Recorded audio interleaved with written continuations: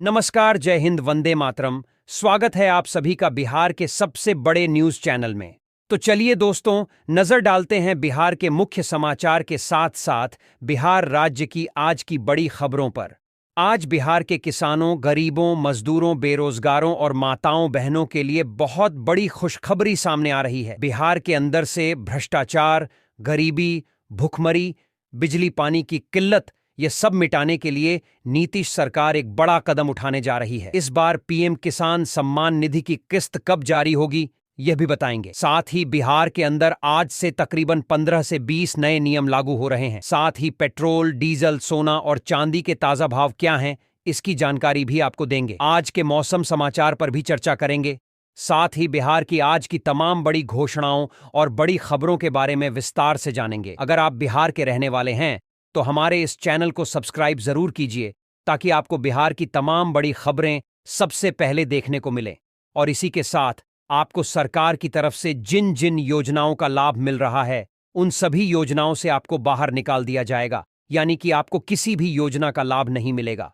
इन सब से अगर आपको बचना है तो इन नियमों को जानना जरूरी है। तो यह नियम क्या हैं, आप पर लागू होंगे या नहीं होंगे, यह जानने के लिए आपको यह वीडियो देखना होगा। सारे नियमों की जानकारी एक एक करके विस्तार से हम बताएंगे, तो आप वीडियो में अंत तक बने रहिएगा। आपके फायदे की सारी खबरें आपको विस्तार पूर्वक जानने को मिलने वाली हैं। तो चलिए आपको आज की महत्वपूर्ण और बड़ी खबरों एक एक करके बता देते हैं। प्रधानमंत्री किसान सम्मान निधि योजना के तहत किसानों के लिए बड़ी राहत की खबर सामने आई है। ऐतिया क्षेत्र के करीब 3 लाख से अधिक किसानों को योजना की 22वीं किस्त मिलने जा रही है। जिला कृषि पदाधिकारी के अनुसार 11 मार्च को यह राशि सीधे किसानों के बैंक खातों में ट्रांसफर कर दी जाएगी, जिससे जिले के लाखों किसानों को आर्थिक सहारा मिलेगा। बिहार में स्वास्थ्य सेवाओं को बेहतर बनाने की दिशा में सरकार ने महत्वपूर्ण कदम उठाया है। स्वास्थ्य विभाग ने 9 मार्च 2026 को अधिसूचना जारी कर 131 डॉक्टरों के स्थानांतरण और नई तैनाती का आदेश दिया है, ताकि राज्य के विभिन्न अस्पतालों में लोगों को अधिक बेहतर और सुलभ इलाज की सुविधा मिल सके। बिहार के किसानों के लिए एक और महत्वपूर्ण आयोजन होने जा रहा है। पटना के गांधी मैदान में 12 से 15 मार्च तक एग्रो बिहार 2026 मेले का आयोजन किया जाएगा। बिहार कृषि विभाग की ओर से आयोजित इस मेले में किसानों को आधुनिक कृषि यंत्रों और नई तकनीकों की जानकारी दी जाएगी, जिसमें देश भर की कई कंपनियां भाग लेंगी। समस्तीपुर जिले में पेंशन धारकों के लिए प्रशासन ने अहम चेतावनी जारी की है। विभाग के अनुसार लगभग 1,53,000 लाभार्थियों ने अब तक जीवन प्रमाणीकरण नहीं कराया है। यदि समय रहते यह प्रक्रिया पूरी नहीं की गई तो उनकी पेंशन रोकी जा सकती है। इसलिए प्रशासन ने सभी लाभार्थियों से जल्द प्रमाणीकरण कराने की अपील की है। बिहार में चल रहा भूमि सर्वे अभियान अभी तक पूरा नहीं हो सका है। इस बीच डिप्टी सीएम और भूमि राजस्व मंत्री विजय कुमार सिन्हा ने घोषणा की है कि राज्य में भूमि सर्वे का काम हर हाल में दिसंबर 2027 तक पूरा कर लिया जाएगा। सरकार का मानना है कि इससे जमीन से जुड़े विवादों में काफी कमी आएगी। नवादा जिले में बेरोजगार युवाओं के लिए रोजगार के अवसर उपलब्ध कराए गए। जिला नियोजनालय में आयोजित विशेष रोजगार कैंप में 205 अभ्यर्थियों ने भाग लिया, जिनमें से 71 युवाओं का मौके पर ही चयन कर लिया गया। अधिकारियों ने बताया कि भविष्य में भी ऐसे रोजगार कैंप आयोजित किए जाएंगे। देश में एलपीजी गैस की आपूर्ति को लेकर चिंता बढ़ती नजर आ रही है। कई स्थानों पर गैस सिलेंडरों की कमी की खबरें सामने आई हैं। बताया जा रहा है कि मध्य पूर्व में बढ़ते तनाव के कारण कमर्शियल गैस की सप्लाई प्रभावित हुई है, जिसका असर घरेलू गैस की उपलब्धता पर भी पड़ सकता है। बिहार की राजनीति में इन दिनों मुख्यमंत्री नीतीश कुमार के राज्यसभा जाने की अटकलों को लेकर चर्चा तेज हो गई है। इसके साथ ही अगले मुख्यमंत्री को लेकर भी कयास लगाए जा रहे हैं। सोशल मीडिया पर मैथिली ठाकुर, हरिभूषण ठाकुर बचौल और विजय कुमार सिन्हा जैसे नामों की चर्चा हो रही है। इसी बीच मुख्यमंत्री नीतीश कुमार ने सुपौल से समृद्ध यात्रा की शुरुआत कर दी है और राज्यसभा जाने की प्रक्रिया भी पूरी कर ली है। हालांकि उन्होंने सत्ता परिवर्तन या उत्तराधिकारी के सवाल पर कोई टिप्पणी नहीं की। उप मुख्यमंत्री सम्राट चौधरी ने कहा कि बिहार में नीतीश कुमार के नेतृत्व में विकास कार्य लगातार जारी रहेंगे। सुपौल में समृद्ध यात्रा के दौरान मुख्यमंत्री नीतीश कुमार ने अगले 5 वर्षों के लिए राज्य का विजन भी पेश किया। उन्होंने कहा कि बिहार में 1 करोड़ युवाओं को रोजगार देने का लक्ष्य रखा गया है और महिलाओं को 2 लाख रुपए तक की आर्थिक सहायता देने की योजना पर भी काम किया जाएगा। साथ ही उन्होंने लालू प्रसाद यादव और राबड़ी देवी के शासनकाल पर भी निशाना साधा। मधेपुरा में आयोजित समृद्ध यात्रा के दौरान भी मुख्यमंत्री नीतीश कुमार ने अपने संबोधन में लालू राबड़ी शासनकाल की आलोचना की। उन्होंने कहा कि उस समय महिलाओं और बच्चों के लिए कोई ठोस काम नहीं किया गया था। मधेपुरा में ही अपने दूसरे संबोधन में मुख्यमंत्री ने पिछले 20 वर्षों में हुए विकास कार्यों का जिक्र किया। उन्होंने कहा कि पहले बिहार की स्थिति काफी खराब थी, लेकिन अब सड़क, बिजली और स्वास्थ्य सुविधाओं में बड़ा सुधार देखने को मिला है। राज्यसभा चुनाव से पहले बिहार की राजनीति में हलचल और तेज हो गई है। नेता प्रतिपक्ष तेजस्वी यादव ने पटना में महागठबंधन की महत्वपूर्ण बैठक बुलाई है। वहीं ऑल इंडिया मजलिस ए इत्तेहादुल मुस्लिमीन के विधायक अख्तरुल ईमान ने कहा कि उनकी पार्टी को इस बैठक में आमंत्रण नहीं मिला है, जिससे आरजेडी और एआईएमआईएम के बीच दूरी साफ दिखाई दे रही है। बिहार की राजनीति में एक और मुद्दे को लेकर चर्चा तेज हो गई है। चिराग पासवान को मुख्यमंत्री बनाने की मांग वाले पोस्टर सामने आने के बाद बयानबाजी शुरू हो गई है। इस पर मंत्री संजय पासवान ने कहा कि कार्यकर्ताओं की अपनी भावनाएं होती हैं और उनका सम्मान किया जाना चाहिए, लेकिन फिलहाल बिहार के मुख्यमंत्री नीतीश कुमार ही हैं। गोपालगंज जिले में नौकरी दिलाने के नाम पर बड़ी ठगी का मामला सामने आया है। करीब 15 लोगों से लाखों रुपए ठग लिए गए। आरोपी करण सिंह खुद को बिजली विभाग का एसडीओ बताकर लोगों को नौकरी का झांसा देता था। पीड़ितों में कैथवलिया की स्नेहा श्री गौतम भी शामिल हैं और मामले की जांच शुरू कर दी गई है। रेल यात्रियों के लिए भी एक अच्छी खबर सामने आई है। प्रधानमंत्री नरेंद्र मोदी 14 मार्च को Purulia Anand Vihar weekly express train का उद्घाटन करेंगे। यह ट्रेन ससरम, देहरी और भाबुआ रोड स्टेशन पर भी रुकेगी, जिससे दिल्ली और बंगाल की यात्रा करने वाले लोगों को काफी सुविधा मिलने की उम्मीद है।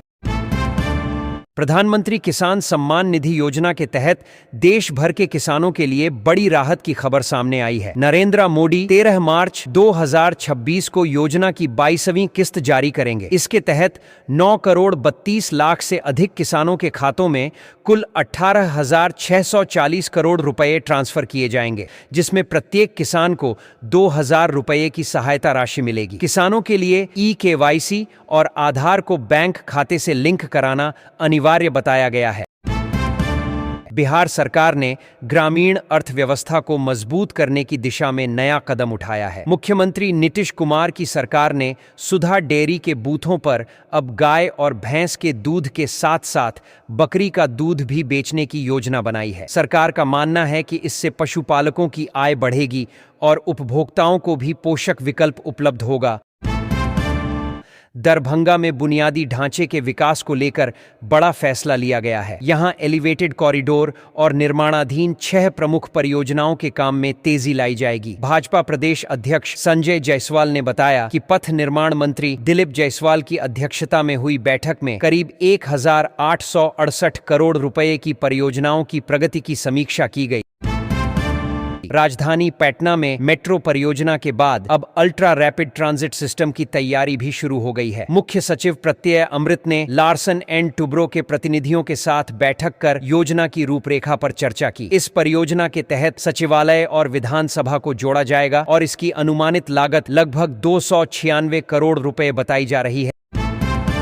बिहार सरकार ने सरकारी भवनों की मरम्मत से जुड़े खर्चों में पारदर्शिता लाने के लिए नया निर्देश जारी किया है। अब सामान्य रखरखाव के नाम पर अलग से बजट देने की व्यवस्था समाप्त की जा रही है। नियमों का उल्लंघन करने वाले अधिकारियों पर सख्त कार्रवाई की चेतावनी भी दी गई है। बिहार के सहरसा में बेरोजगार युवाओं के लिए रोजगार का बड़ा अवसर सामने आया है। 11 मार्च को जिला स्तरीय 1 दिवसीय रोजगार मेले का आयोजन किया जाएगा। इस मेले में 25 से अधिक कंपनियां भाग लेंगी और करीब 1500 युवाओं को नौकरी मिलने की संभावना है। चयनित उम्मीदवारों को अधिकतम 25,000 रुपए तक मासिक वेतन मिल सकता है। समस्तीपुर में national means cum merit scholarship परीक्षा आयोजित की जा रही है। जिले के 13 परीक्षा केंद्रों पर करीब 4,997 छात्र छात्राएं परीक्षा में शामिल हो रहे हैं। चयनित विद्यार्थियों को कक्षा 9 से 12 तक हर वर्ष 12,000 रुपए की छात्रवृत्ति दी जाएगी। देश में 16 वर्ष बाद पहली बार पूरी तरह डिजिटल जनगणना कराई जा रही है। गवर्नमेंट ऑफ इंडिया की इस प्रक्रिया में कुल 33 सवाल पूछे जाएंगे, जिनके जरिए हर परिवार की सामाजिक आर्थिक स्थिति, पोषण स्तर और घरेलू सुविधाओं से जुड़ी विस्तृत जानकारी एकत्र की जाएगी।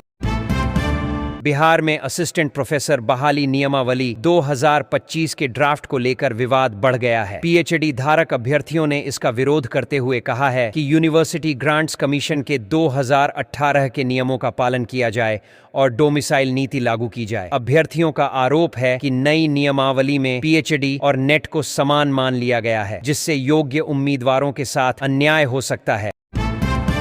बिहार की राजनीति में राज्यसभा चुनाव से पहले हलचल तेज हो गई है। तेजस्वी यादव ने राष्ट्रीय जनता दल के विधायकों को पटना बुलाया है। 5वीं सीट पर कड़े मुकाबले की संभावना को देखते हुए पार्टी क्रॉस वोटिंग रोकने के लिए रणनीति बनाने में जुटी है। मुख्यमंत्री पद को लेकर भी बिहार की राजनीति में चर्चाएं तेज हैं। इस बीच तेज प्रताप यादव ने कहा कि केंद्र सरकार को सबसे पहले बिहार के विकास पर ध्यान देना चाहिए। उन्होंने कहा कि राज्य को हर क्षेत्र में नंबर 1 बनाना समय की जरूरत है। राजनीतिक रणनीतिकार और जन स्वराज के संयोजक प्रशांत किशोर ने भी बिहार की राजनीति पर तीखा हमला बोला है। उन्होंने नरेंद्र मोदी, नीतीश कुमार और अमित शाह पर निशाना साधते हुए कहा कि जनता ने उन्हें भरपूर समर्थन दिया, लेकिन राज्य की समस्याओं पर अपेक्षित ध्यान नहीं दिया जा रहा है। पूर्णिया में भाजपा संगठन में बड़ा बदलाव किया गया है। भारतीय जनता पार्टी ने मनोज सिंह को जिला अध्यक्ष पद से हटाकर संजीव सिंह को कार्यकारी जिला अध्यक्ष नियुक्त किया है। बिहार में हड़ताल पर गए राजस्व विभाग के कर्मचारियों को लेकर सरकार ने सख्त रुख अपनाया है। डिप्टी सीएम विजय कुमार सिन्हा ने चेतावनी दी है कि यदि कर्मचारी जल्द हड़ताल समाप्त नहीं करते हैं तो उन्हें सेवा से हटाकर नई बहाली की प्रक्रिया शुरू की जा सकती है। राजधानी पटना के कंकड़बाग पोस्टल पार्क और चितकोहरा कौशल नगर के लगभग 10 किलोमीटर क्षेत्र में बर्ड फ्लू का खतरा बरकरार है। स्वास्थ्य विभाग की उच्च स्तरीय टीम ने स्थिति की समीक्षा की है और लोगों को सतर्क रहने की सलाह दी है। विशेषज्ञों के अनुसार अच्छी तरह पका हुआ चिकन खाने से संक्रमण का खतरा नहीं रहता। बिहार में मौसम का मिजाज एक बार फिर बदल गया है। इंडिया मेट्रोलॉजिकल डिपार्टमेंट के अनुसार राज्य के करीब 20 जिलों में हल्की बारिश, तेज हवा और आकाशीय बिजली गिरने की संभावना है। अगले 24 घंटे तक कई इलाकों में बादल छाए रहने का अनुमान है। इसी बीच बेगूसराय, जहानाबाद और नालंदा सहित कई जिलों में मौसम का असर देखने को मिला है। कुछ स्थानों पर बादल छाए रहे, जबकि नालंदा में धुंध दर्ज की गई। मौसम विभाग ने चेतावनी दी है कि अगले 24 घंटों में 40 किलोमीटर प्रति घंटे की रफ्तार से तेज हवाएं चल सकती हैं। नालंदा जिले में कृषि यांत्रिकरण योजना का लक्ष्य अभी पूरा नहीं हो पाया है। बिहार एग्रीकल्चर डिपार्टमेंट के अनुसार 3 बार लॉटरी और समय सीमा बढ़ाने के बावजूद जिले में लक्ष्य के मुकाबले केवल 68% कृषि यंत्रों की ही खरीद हो सकी है। सिवान जिले के बसंतपुर थाना क्षेत्र में बड़ी लूट की घटना सामने आई है। हथियारबंद नकाबपोश अपराधियों ने एक ज्वेलरी दुकान में घुसकर करीब 25 लाख रुपए के सोने चांदी के आभूषण और नकदी लूट ली। पूरी वारदात सीसीटीवी कैमरे में कैद हो गई है और पुलिस जांच में जुटी है। पटना हाईकोर्ट ने ट्रैफिक चालान से जुड़े मामलों को लेकर बिहार सरकार से सख्त सवाल किया है। मुख्य न्यायाधीश संजय करोल की खंडपीठ ने पूछा कि अन्य राज्यों की तरह बिहार में ट्रैफिक विवादों के निपटारे के लिए लोक अदालत का उपयोग क्यों नहीं किया जा रहा है। अदालत ने इस मुद्दे पर सरकार से विस्तृत जवाब मांगा है।